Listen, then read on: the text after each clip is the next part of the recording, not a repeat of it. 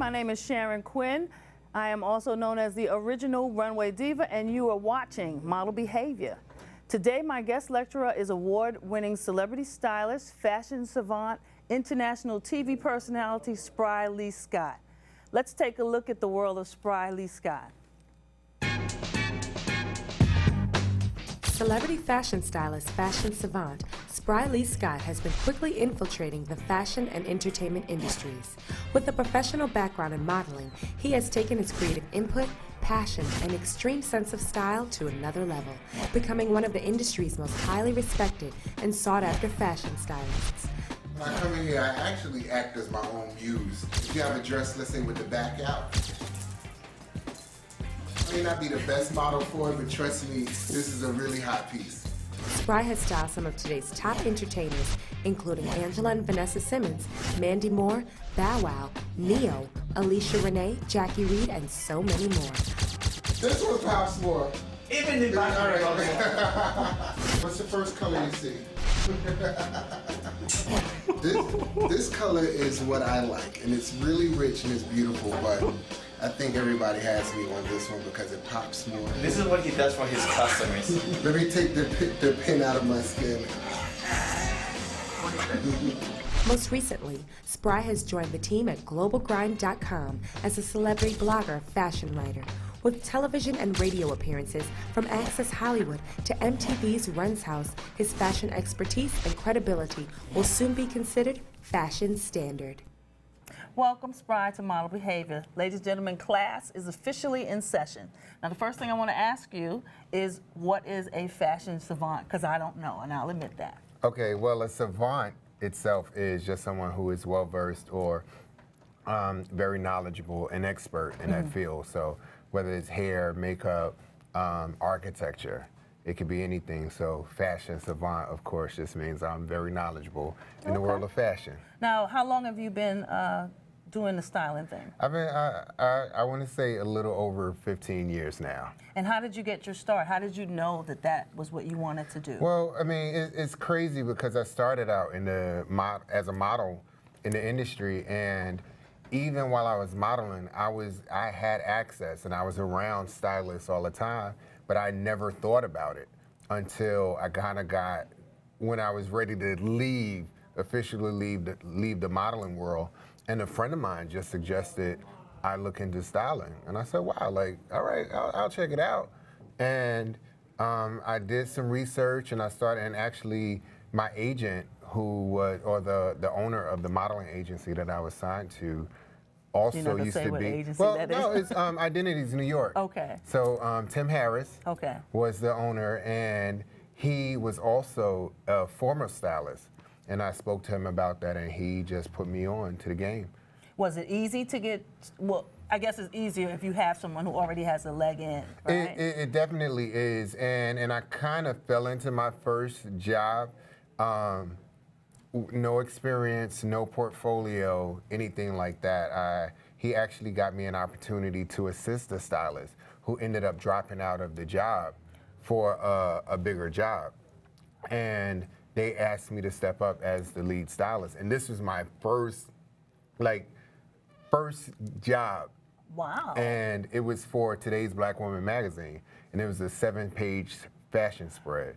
And it was crazy. But Tim Harris, he really walked me through it, and I did pretty well. So in the beginning, it was easy for my first job, but when you start at a certain level and then you got to go back, and that's what I had to do. I had to go back and start assisting people and, interning and things like that. And so how long did you have to do that? On and off for a few years. Even now, I have relationships with other people who are stylists, and we kind of help each other out from time to time. So you never get to the point where, I don't want to say where you stop assisting, but you move from assisting, I will say, to working with other stylists sometimes.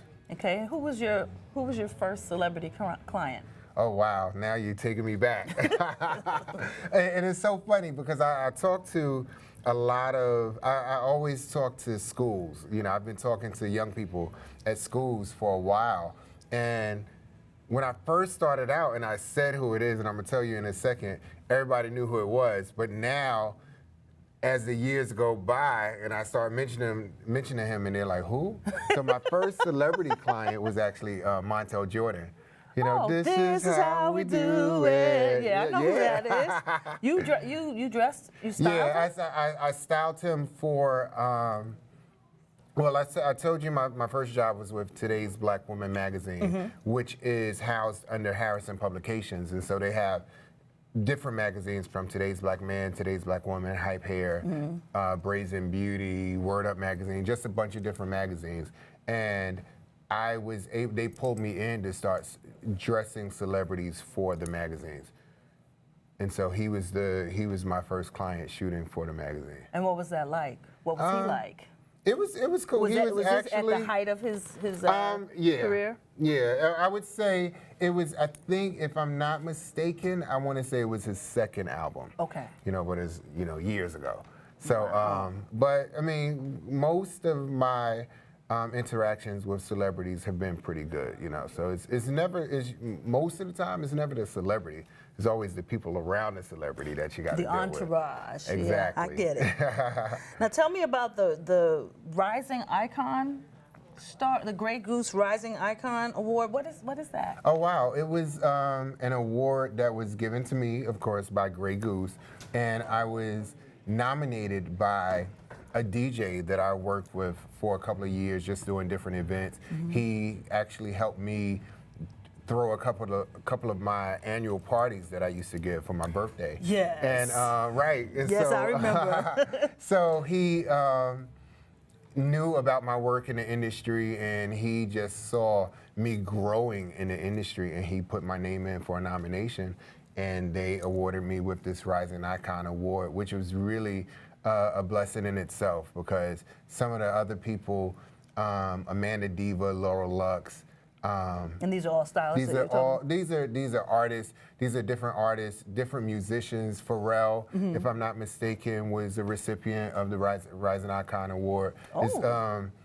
I can't even. Trey Songz, I remember, was one of them. Melanie Fiona, Chrisette Michelle. So company. it was really just a privilege to be amongst some of these names. Okay. Now tell me about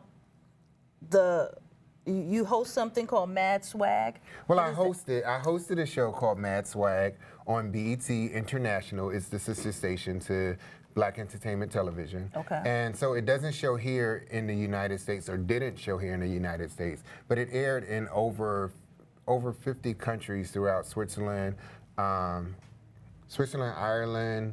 the Middle East, Africa, and London. Wow. And it's pretty much, the best way to explain it is a black fashion police. So we talked about, but we did it on an international level. So some of the artists that we were talking about, I had to do my research and find out who these artists were, because I've never heard of them. Okay. But they're big in like France and South Africa and Europe. Now, were you on a panel? Yeah, well, it was 4 hosts. We had April Woodard from Inside. You may have known her from Inside Edition and sounds really familiar to me. BET News, and she was our entertainment reporter, and she kind of like held us all together.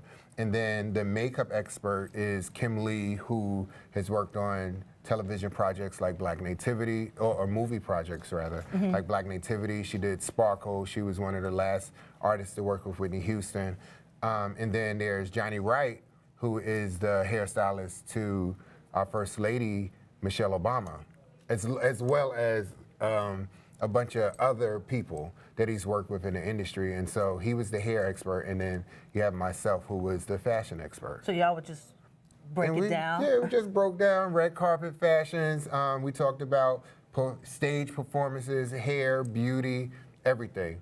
And so you're not doing that anymore? No, well, the contract kind of died out. There was some, just some, I guess, internal changes at BET International. We were filming out of DC, or our home was Washington, DC, and they moved their headquarters to London. So. Well, that'll kill a job. Well, I mean, they could have asked me to come to London. I would have made the trip. Okay. So you doing any other? You looking to do any other TV things, or are Well, you yeah, doing TV stuff now? yeah. And it's so funny. A few years ago, my first introduction back to television was with Angela Simmons. I was working with her on her magazine, which is another magazine through Harrison Publications, and so I was working side by side with That's her Rundown. to run Angela's Rundown, Okay. right? So I was working side by side with her to get the first 5 issues out. And that led to an appearance on Run's House. And I saw it and I was like, all right, I could kind of do this TV thing. I like the way I look. So, I mean, and that just sparked my interest.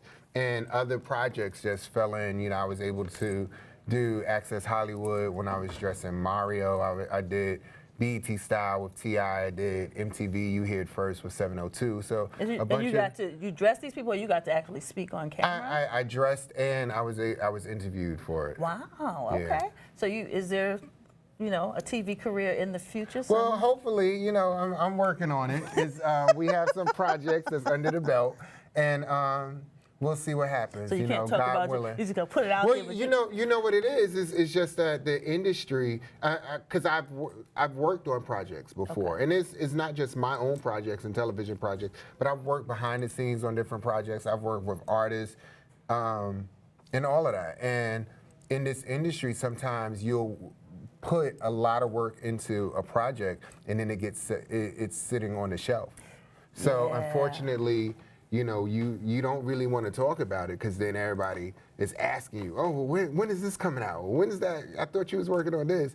And then it's kind of frustrating as well. Yeah, that's like, doing a whole TV series and then having a big party, and then your part is on the cutting room floor. Right. So then your guests, I've had that happen Right. to me. You need guests are looking at you Or like, you tell everybody you're going to be on something, and then they see it, and you're like, no, you got to pause the TV. I was like right between 102 and 104. Yeah, that's it's not cool. I Right. totally understand you on that. Now tell me, well, what happened to the magazine, though? Angela Simmons magazine? Well, I mean, it kind of just had its time. I think she was only under contract for, don't give me the line, but it wasn't going to be a full-fledged magazine. It was actually an insert in one of our magazines, Word Up magazine. Okay, so did you still work for Harrison Publications. No, I was the fashion editor for a while at I'm Hype glad Hair. you brought that up. Okay, I was fashion editor at Hype Hair magazine for a while, and I kind of just got to the point where I stopped growing, or rather, I just felt that there was no more room for me to grow there, and so we parted ways. It was nothing negative or anything, any bad blood. You felt or like you had nothing gone that. as far as you could Right, go. absolutely. So how does one segue from fashion styling to editor? Well, the way it happened, I was working with the magazine for a while, and Adrienne Moore, who is the editor at Hype Hair magazine, she's also at Today's Black Woman magazine, she became familiar with my work. And so, and before, Hype Hair used to get a lot of, or rather Harrison Publications itself used to get a lot of stock photos from the artists that they would feature. But then I think once they started seeing some of the things that I was doing as far as styling, more celebrities were open to doing exclusive shoots for the magazines, and more, it's not just the celebrities, but it's the publicists and the managers behind them that also have to approve it. And one day, Adrienne Moore just called me up and asked me if I write. And that is actually a love of mine as well. Like, I really love to write. Even in high school. Do you really? I love to write. So when she asked me if I knew how to write, I said, sure. So she asked me to send her a writing sample. I sent it over, and maybe about 20 minutes later, she called me and offered me the job as fashion editor. Okay, you know what? That's how it's supposed to be. But now, of course, there's a book in the making here, right? Okay. No, okay, absolutely. You No, know absolutely. that? No, I do know. I always feel. I mean, and there are ups and downs that go into not only this industry but life in general. And I've always felt that there's nothing that I do that's for me alone. And what I mean by that is that if I have to go through it, I think that God gives us enough that we can handle. You know, he anything that we go through, we can handle it. And there's some things that you might be able to go through that I can't handle. But that's not my story. You know, and there's things that I've gone through that you might not be able to handle because it's not your story. I get you. However, if I'm able to share my story, other people who are going through some of the similar situations can say, wow, like he did this. You know, and that's one of the reasons why I like to go back to the schools, especially in the neighborhoods that I grew up in, the schools that I went to, Boys and Girls High School in Brooklyn, you know. Ooh, boo, boo, JFK, Boogie Down Bronx. So I like to go there because I'm able to say, look, like I was sitting in this chair. You know, I ran these same streets that you're running now.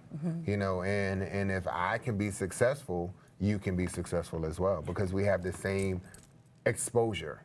And this is a part of the volunteering thing that Yeah, you do? yeah, I do a lot of volunteer work. I was out in LA for a while, and I was working with an organization called Mokiti, Men of Color in the Industry. Okay. And every Friday we volunteered at a school, and we mentored young men. And they were elementary school kids, and I want to say Compton, but I might be wrong. Oakland? So, but Oakland, Compton, but California, in the Los Angeles area. Okay. And so we did that, and I loved it. And when I went out to LA, one of the first things that I wanted to do, besides find a church, was to find a program where I could mentor and be or just be able to volunteer. Because for some reason, I just don't feel complete in volunteering if I'm not volunteering. I also work with an organization here in New York called Hype, helping young people excel.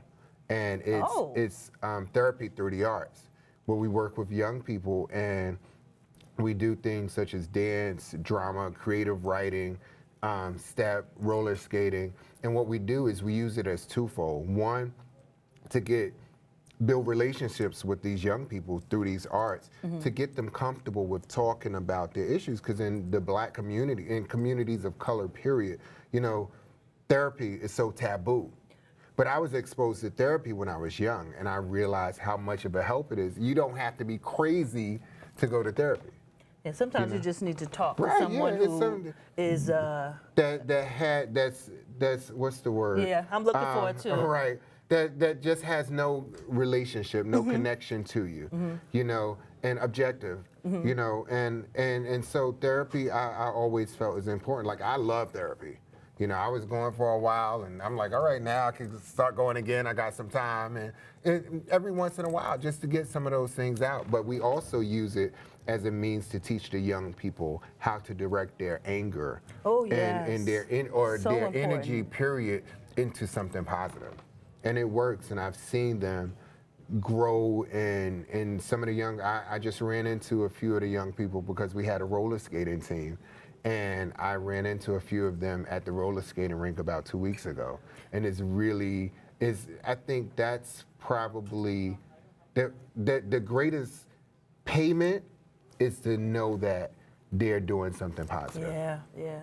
If you can take them off the path that they're on and put them on a different one, that's always got to be fulfilling. Absolutely. Now, you know this is about teaching. Right. It's about teaching the kids. All right. So tell me, let's talk about your experiences as a stylist. Okay. Tell me about a really negative one that maybe almost made you question what you do. Have you had an experience like that? I mean, I've had different experiences. I think that, I can give you an example.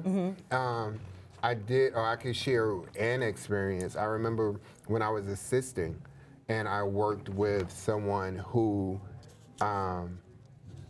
wanted me pretty much like nonstop. I was her right-hand man, pretty much, for a while. And I got an opportunity to travel with another stylist as an assistant. And when I came back, she was like, all right, I don't want to work with you anymore. But the thing is that she didn't even say it. It was the phone call stopped. She stopped answering my calls and my text messages and things like that. And that's not even the problem. The problem was, as me helping her out, I had gotten her an opportunity to work. Well, she used to work for major companies, like major record companies and editorial magazines, and she would always get a car service. I met a gentleman who was here from, I want to say Africa. Okay. But he had just moved here and he was making money, driving his own car. He registered, got his own car service, making money to bring his family over. And so sometimes she would pay him out of the pocket. Sometimes she would say, listen, I'll build the company and they'll pay you, and it's fine. When I lost contact with her, it was also him losing contact with her. So it was a lot of money that was left on the table that needed to be paid. And I felt bad because I was the middleman that introduced them to her. And I told him, you get your day rate, like double your day rate working with her. And I mean, I ended up paying him some of the money. I was an assistant and really an intern at the time, so I couldn't even afford it. Oh, so you tried to pay him out your pocket? I gave him some of it. I gave him as much as he would accept from me. Dang, And man. so, I mean, and so things like that, but you learn. And what I look at it as, you know, people go to college and they pay all of this money for classes. And so when things like that happen, I say, oh, all right, that's just a lesson. You know, $1,000, I lost $1,000, that's a $1,000 class that I just took. Okay, And that's a you good learn way it, of looking at and you it. move forward, and you learn. Not only do you learn what not to do, but you learn how not to treat people. Absolutely. Because that's important. Anytime somebody don't answer my call, you know, I learn to return phone calls. Anytime somebody talks nasty to me, I learn to speak to people with respect. You know, and that's what we have to do, you know, because otherwise, if you get angry, Or it's you just give going to back eat you what up. they're giving you. Exactly. It's not worth it. Yeah. It's not worth it. Now tell me, I'm gonna flip it. Tell me about a positive experience, a really good experience that you had. Wow. I mean, I have so many. I think the one of the greater things is just being able to work with other people who I know, you know, other stylists especially, and not just stylists, but hairstylists, makeup artists. You do build relationships, and when the best thing for me is when I'm able to hire other people for jobs, and I'm able to put money in your pocket. Like, that's great. But I also could say one of the greatest experiences for me, and this is even though it's not inside the entertainment and fashion industry, it's still me doing my job. I had an opportunity to make over 20 women over the age of 60. And it was in the church that I grew up in. So I knew a lot of these women. These are women who helped raise me. But these are also women who were raising their grandchildren, you know, grandmothers who had never taken time out for themselves. One of the women said she always wanted to be a prom queen, and she never had an opportunity, never went to a prom, never went to a dance, anything, never went anywhere where she had an opportunity to dress up. And I made over these women, and that was the best experience for me, because celebrities, when you're working with celebrities and models, and it's something that they do every day, and it's not that they don't appreciate it, but it's kind of like you take it for granted. It's Yeah, like, you don't all right, get to I'm sitting see in the it. chair and get my makeup done, you know. But with these women, they were so appreciative, and since I've done it, like I said, it was 20 women over the age of 60. Since I've done it, maybe about 5 or 6 of the women have passed and moved on. But the greatest thing about it is when I go to their funerals, their obituary picture is the makeover picture. And I like that because it feels to me that, because usually when you choose a picture, you want to find a moment in that person's life where they not only looked their best, but they felt their best. And I like to look at these pictures. And I went to a homegoing service 2 weeks ago for one of the women, Miss Myrtle Dixon. And again, her picture was there. And so I don't look forward to going to the services, But you know, I look forward when I do have to go to see their pictures on that. That is wonderful. That would make me feel good. That's amazing. And it makes all of the sacrifices, all of the late nights and all of the crying and the struggles, it makes it all worth it. Okay. Now, we all have our people who have inspired us, or people whose work we admire. as a stylist? Who are some of the people that inspire you? Well, I think when I first got into the game, or when I first started really looking into it, there were only a few people, of color who was doing it as far as I know of. Okay. And so these are some of the people that I've looked up to, and just to see them in the game, it's still working in this industry, and knowing that they made a way for me, I look up to that. So people like Joan Ambrose, Misa Hilton, Roger McKenzie, Atiba Newsom. I also look up to other people that I'm friends with, like Worry Vice, Stephen Kinlock. These are all stylists in the industry that I see every day, and these are people that I'm cool with, you know, and it's no bad blood, and I like that. Okay. So you seem to be very happy and fulfilled. Woo. But you know what, but it's because I choose to be this way, and it's not to say that I don't have any bad days, especially like as a freelance artist, every day is like going on an interview. When you're not working, you're not working. It's not, like I don't have any sick days, I don't have any vacation pay. Please say that again. Things like that. Again, if you're not working, especially as a freelance artist, if you are not working, then you are not working. So every day you have to work, if that makes any sense. So you gotta be when on that hustle. when I'm not being paid to be somewhere, then I gotta be on my computer, I gotta be sending out emails, I gotta go to events.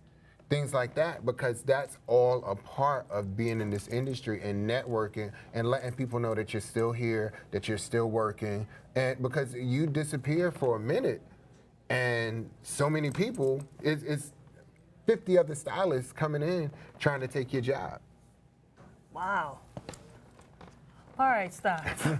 That's deep, though. That the freelancing piece is really. Yeah, it is, and it's definitely a struggle. I mean, maybe about 2 or 3 weeks ago, I was really going through it. Okay. Because I'm gonna stop you. Okay. I'm gonna stop you because we got about a minute left, probably less, and I just want to say thank you to Spry Lee Scott for sharing his knowledge with us today. Before I go, I want to leave you with a couple things. I want you to always surround yourself with positive people and positive things. Remember that you can't change the game until you first learn the game, okay? And lastly, do what you love and love what you do. My name is Sharon Quinn. I want to thank you guys for watching Model Behavior, and I will see y'all next week. Class is dismissed. Bye.